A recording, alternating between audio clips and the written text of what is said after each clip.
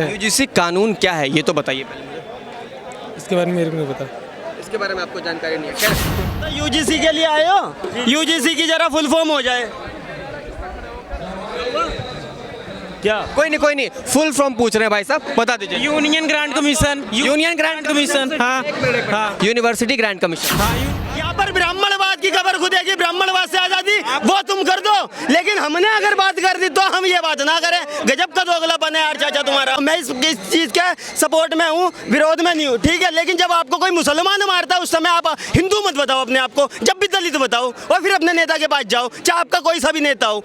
आपको यदि कोई मुसलमान मारता है उस टाइम पे आप दलित मत रहो, जब तो आप हिंदू हो जाते हो। और जब हिंदुओं के साथ कोई ब्राह्मण ठाकुर बनिया के साथ लड़ाई हो तो यार दलित, ये वाली बात मैं कर रहा था उस भाई से। पर ये बात कह दीजिए ना कि जिन लोगों ने जो दलित समाज के लोग जो आए थे प्रोटेस्ट करने के लिए, अगर कुछ गलत किया हो तो उनको भी जेल में डाल। नमस्ते, आप देख रहे हैं खबरें बाइट, मैं शमी रंजन। आज हम बात करेंगे यूजीसी कानून पर जो यहाँ प्रदर्शन चल रहा है। पहले तो यूजीसी कानून आता है, पूरे देश में स्वर्ण समाज के लोग धरना प्रदर्शन करते हैं कि भैया ये कानून में हमारे साथ भेदभाव हो सकता है। फिर मामले का संज्ञान लेते हुए सुप्रीम कोर्ट ने ऑर्डर पर स्टे लगाया। अब जो है यहाँ पर जो है तमाम जो है दलित समाज के लोग और बाकी भी अन्य अल्पसंख्यक समाज के लोग यहाँ पर आते हैं धरना प्रदर्शन करने के लिए, यहाँ पर आए हुए हैं ताकि इनकी ये मांग है जो यूजीसी कानून आता है उनको वापस से लाया जा सके। तमाम लोग हैं, इनसे बातचीत करें। क्या नाम है भाई साहब आपका? रिंकू जी। रिंकू जी, कहाँ से आए हैं आप? दिल्ली से। दिल्ली से, मतलब यहीं के रहने वाले हैं? नहीं, दिल्ली के रहने वाले हुए ना फिर? नहीं, बाराबंकी से। बाराबंकी। तो मुझे ये बताइए ज़रा कि क्या कानून है, क्यों आए हैं आप लोग यहाँ पर, किस बात के लिए धरना प्रदर्शन है, थोड़ा समझाइए। तो धरना प्रदर्शन से लिए आए हैं सर, जो ऊंची जात के लिए ये हमारी नीची जात को ज़्यादा दबा रहे हैं, हर चीज़ में प्रभावित दे रहे हैं। या कानून का लागू करने के लिए उससे पहले ही मारा जा रहा, पहले काम धंधा करने के लिए हर चीज़ में दबाते रहते हैं। यूजीसी कानून क्या है ये तो बताइए पहले मुझे। इसके बारे में मेरे को नहीं पता। इसके बारे में आपको जानकारी नहीं है। खैर कोई बात नहीं। सर आप जरा बताइए। जी भैया आप भाई साहब, क्या नाम है आपका? दीपांशु, दीपांशु। कहाँ से आए sir? Ghaziabad UP. Ghaziabad UP. आप मुझे समझाइए क्या है यूजीसी कानून और किस लिए यहाँ पर है? यूजीसी है यूनिवर्सिटीज़ के लिए ग्रांट कमीशन, एक संस्था बनाई गई है जिसमें कि सब चीज़ों का ध्यान रखा जाता है। शिक्षा और आपके ऊपर क्या प्रेशर है, क्या आपके साथ एट्रोसिटीज़ हो रही हैं या क्या स्थिति यूनिवर्सिटीज़ की रहने वाली है, सरकारी तौर पर अप्रूव्ड है या नहीं। अगर अप्रूव नहीं होती है तो अगर आप उससे ग्रेजुएशन भी कर लेते हैं तो भी उनकी मान्यता नहीं होती है, एक फर्जी पेपर है। तो इस चीज़ का सबसे पहले ध्यान रखा जाए। देश में जितनी भी यूनिवर्सिटीज़ खुली हैं वो सरकारी तौर पर रजिस्टर्ड हो। जो भी एजुकेशन पर्पसेस वहाँ पर है, एजुकेशन जिस स्तर की होनी चाहिए उस स्तर की हो, किसी को जाति धर्म भेदभाव में ना लगाया जाए। सर आपने एक बात सुनी होगी, जब स्वर्ण समुदाय के लोगों का धरना प्रदर्शन हो रहा था, वो लोग लगातार ये मांग कर रहे थे कि अगर कोई भी व्यक्ति हम पर झूठे आरोप लगा देता है, झूठे आरोप में हमें फंसा देता है, हम तो जेल चले जाएंगे, हमारा क्या होगा, हमारा करियर खत्म हो जाएगा। ये कितनी सच्चाई है इस बात में और आप कैसे देख रहे हैं? मैं आपको ये चीज़ भी बताना चाहूँगा, कानून कोई भी हो देश के अंदर, दुरुपयोग सभी का होता है। हाँ। एक वक्त पे आप मानते हैं कि दुरुपयोग हो सकता था इस कानून का? हो सकता है, लेकिन जो समझदार इंसान होगा, जिसे चीज़ों के बारे में नॉलेज है, जैसे अभी आप देख लो बिहार के बाराबंकी में एक फैमिली के ऊपर पूरे गांव ने हमला किया, पासवान फैमिली के ऊपर। SC/ST एट्रोसिटी का केस हुआ जिसमें पूरे गांव में आप मानते हो 100 से 200 लोग होंगे, नॉर्मल है। 12 लोग ही क्यों अरेस्ट किए गए, बाकी लोग कहाँ पर है? प्रशासन उनकी ढूंढ क्यों नहीं मचा रहा या उनके नाम पर वांटेड का नोटिस जारी क्यों नहीं हुआ है? क्योंकि अगर किसी का मर्डर करके, मेरे एक सवाल का जवाब देना मेरे भाई, कितने तरीके का भेदभाव होता है? भेदभाव भाई कई तरीके से होता है जी। आपके साथ खड़े होकर जातिगत भेदभाव करना, आपको जाति सूचक गालियाँ देना, या आप किसी एजुकेशन इंस्टीट्यूट में हो, एजुकेशनल इंस्टीट्यूट में वहाँ जाके आपका एडमिशन कैंसिल करा देना या आपके ऊपर झूठा मुकदमा लिखा देना, आपका कैरियर किसी भी तरीके से ज़ीरो कर दिया जाए। ये बात सही है कि हमारे देश में जातीय आधार पर भेदभाव होते आ रहे हैं, आज भी समाज में या गांव की आप बात करें, गांव के छोटे छोटे शहरों में होता है, ये इस बात से बिल्कुल डिनाइल नहीं है। लेकिन क्या इससे हम पूरे समाज को गलत ठहरा सकते हैं? देखिए, कभी भी अगर चावल रखे हैं ना, चावल का एक दाना खराब हो सकता है, पूरा चावल कट्टा खराब नहीं हो सकता। कुछ चीज़ें खराब होने की वजह से हम सबको खराब नहीं कह सकते। तो उसके लिए भी हमें सोचना पड़ेगा। जब हमारे लोग खड़े होकर ये कहते हैं कि सभी चावल वाला उदाहरण दिया है, तो तो विष्णु तिवारी भी जो 20 साल जेल में रहकर आया, उस पर भी तो किसी दलित महिला ने आरोप लगाया था, 20 साल तो उसके चले गए। तो अगर एक चावल सड़ा हुआ है, पूरे चावल सड़ने की आप बात कर रहे हैं, ये एग्जाम्पल बिल्कुल ही बेबुनियाद है। बहुत सारी चीज़ें हैं, बहुत सारे लोग हैं जो किसी भी कानून का गलत तरीके से फ़ायदा उठाते हैं। उस फ़ायदा उठाने का सरकार को एक चीज़ और साथ में लानी चाहिए कि अगर आप किसी पे झूठा मुकदमा लगा रहे हैं, अगर वो बाद में बेलेबल प्रूव होता है या उस पर कोई भी मुकदमा सिद्ध नहीं होता है, तो आपको कंपनसेशन उसको प्रोवाइड कराना होगा। कंपनसेशन एक होता है, आप किसी का चरित्र खराब कर रहे हैं, कैरेक्टर असैसिनेशन कर रहे हैं, तो उस बेसिस पर। ठीक है, ठीक। क्या नाम है सर आपका? मेरा नाम शिव कुमार चावला है। किस सिलसिले में यहाँ पर आए हैं? मालूम तो सबको चल गया है। आप पर्सनली क्या मांगे रखते हैं? आपकी क्या डिमांड है? जो इस तरह की हरकतें गवर्नमेंट आए दिन, ये पहली बार नहीं है, गवर्नमेंट ने इससे पहले भी बहुत कुछ किया है। जो बहुजन समाज में आने वाले सभी SC ST OBC माइनॉरिटी लोगों के लिए आए दिन कुछ ना कुछ करती रहती हैं। उनके साथ शोषण अत्याचार गवर्नमेंट करती ही रहती है। और चंद्रशेखर भाई का ये है कि हर बार वो इन सरकारों को मुंह तोड़ दे जवाब देने का काम करते हैं। ठीक है। अब ऐसे ही आंदोलन स्टार्ट किया है आज से, ये रुकने वाला तो नहीं है। भाई साहब एक बार झंडा दिखाइए, झंडे पे क्या लिखा हुआ है जरा मैं देखूं। आज़ाद समाज पार्टी है, चंद्रशेखर रावण जी की पार्टी है, जिंदाबाद भाई चंद्रशेखर आज़ाद। अरे ये तो पार्टी का झंडा लेके आप आए हैं हमारा। मुझे लगा UGC कानून के बारे में हम यहाँ बात कर रहे हैं कि UGC कानून जिस तरीके से देश में लागू हुआ था, फिर धरना प्रदर्शन के बाद सुप्रीम कोर्ट ने ऑर्डर पर स्टे लगा दिया। जी हुआ है? जी बिल्कुल। क्यों हुआ है? ये हुआ इसलिए क्योंकि कुछ प्रवण आदमी के लोग हैं जो धरना प्रदर्शन किए, इन पर योगी की पुलिस प्रशासन जो सत्ता में बैठी गूंगी सरकार है, इन पर ना कोई FIR हुई ना कोई गिरफ्तारी हुई। जब केवल बहुजन समाज सड़क पर उतरा और अपने हक अधिकार के लिए वो लड़ाई लड़ना शुरू किया, तो उस पर जो है कि किसी को जेल भेजा गया, फर्जी मुकदमे लगा। एक मिनट, मैं जरा इस पर और कुछ कोट कर देना चाह रहा हूँ। जिस तरीके से आपने कहा कि स्वर्ण जाति के लोगों ने प्रदर्शन किया तो उस पर कोई केस मुकदमा नहीं हुआ, सरकार ने कोई एक्शन नहीं लिया। मैं आपको दो चीज़ें बताता हूँ। दिल्ली में जब प्रोटेस्ट हो रहा था तब किसी ने सड़कों पर सड़कें जाम नहीं की, किसी ने बैरिकेडिंग को नहीं तोड़ा, लेकिन नहीं, बिल्कुल बिल्कुल सर, दिल्ली यूनिवर्सिटी के बाहर सड़कें जाम हुई, ब्राह्मणों को गाली दी गई, ब्राह्मणों को रेपिस्ट बताया गया, यही तमाम चीजें हुई। महिला पत्रकार के साथ कुलदीप की जमानत हुई थी, तब उनको सजा मिलते हुई, जो उनको जमानत मिली गई थी, तब उनको जो सेंगर कुलदीप बोला गया था। आप ये भी कहिए ना कि जो दलित समाज के लोग हैं, जिन लोगों ने अगर गलत किया प्रोटेस्ट, उनको भी जेल में डाले। अरे भाई कौन गलत किया है तो हम बताइए, कौन पता ही नहीं है ना, वही तो बात है, पता ही नहीं है। अभी मैंने बताया ना। क्यों नहीं पता? भाई आप लखनऊ का देख लीजिए, उस पर 100 पर अज्ञात लोगों पर मुकदमा दर्ज हुआ है। उनकी क्या गलती की? केवल अपना हक अधिकारी तो मांगे। हर जगह की बात नहीं कर, हर जगह हुआ होगा, लेकिन जिस जगह हुआ है मैं उस जगह की बात कर रहा हूँ, यहाँ पर दिल्ली में। आप एक बार ये बात कह दीजिए ना कि जिन लोगों ने जो दलित समाज के लोग जो आए थे प्रोटेस्ट करने के लिए, अगर कुछ गलत किया हो तो उनको भी जेल में डालें। अगर मतलब बोलेंगे संविधान के दायरे में रखकर अपनी, अभी आपने पहले ही लाइन में वो बातें कह दी कि भैया स्वर्ण जाति के लोगों के ऊपर कोई एक्शन नहीं लिया गया, क्यों सरकार कहाँ है, चुप है। हाँ जी भाई साहब, क्या नाम है आपका? मेरा नाम विशाल अम्बेडकर। विशाल अम्बेडकर जी। सर कहाँ से आए आप? अयोध्या से। अयोध्या से आए? अरे वाह, राम की जन्मभूमि से आए। अच्छा एक बात बताइए, किस लिए आए आप यहाँ? UGC को लागू कराने के लिए। UGC को लागू कराने के लिए जी। तो UGC तो ऑलरेडी लागू है। SC ST कानून क्या है? हाँ, SC ST कानून है, लेकिन इसमें जो नए प्रावधान हुए उसको भी लागू कराने के लिए। नए प्रावधान किन के लिए था? वो भारत देश के SC ST OBC और माइनॉरिटी और बहुजन तमाम महिलाओं के लिए था। तो सरकार ने क्या कानून वापस ले लिया या फिर इस पे और अमेंडमेंट लाया जाएगा? नहीं, अभी तो जैसे प्रोटेस्ट किस बात के लिए कर रहे हैं, मुझे यही नहीं समझ आ रहा। सरकार ने कानून वापस नहीं लिया है। अब प्रोटेस्ट इसलिए समय तो दे दिया गया है। हाँ। प्रोटेस्ट इसलिए हो रहा है कि जैसे कोई कानून आता है, अगर उस पर स्टे भी लगता है तो उसमें एक लंबा समय लगता है, लेकिन एक ही दिन में जो ये कानून आता है। दिनों का प्रोटेस्ट हुआ। आप कह रहे थे ना कि क्या कहते हैं, समय तो ले लिया गया।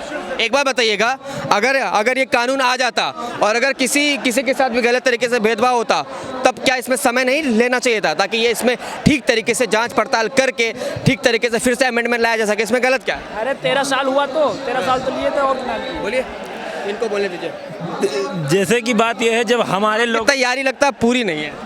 पूरी की बात नहीं है, जब हमारे लोगों की बात आती है तो जो है कि तुरंत पहले तो पुलिस आती है, घर से उठा लेती है, लेकिन जब बात उच्च जाति की आती है तो उन पर तो मुकदमा लिखा जाता है। दरअसल हफ्ते 20 दिन 15 दिन बीत जाते हो भी जब बहुजन समाज को धरना प्रदर्शन अपना हक अधिकार छीनना पड़ता है, बार बार पुलिस थाना कोर्ट कचहरी का चक्कर लगाना पड़ता है, तब जाकर उच्च जाति को गिरफ्तारी होती है। वो भी जो है कि जल्द में उनको जमानत मिल जाती है। अभी आप देख लीजिए कुलदीप सेंगर को, उनको जमानत जो है 10 साल की उम्र कैद की सजा हुई थी, लेकिन उनको सुप्रीम कोर्ट ने जो है बेल दे दिया।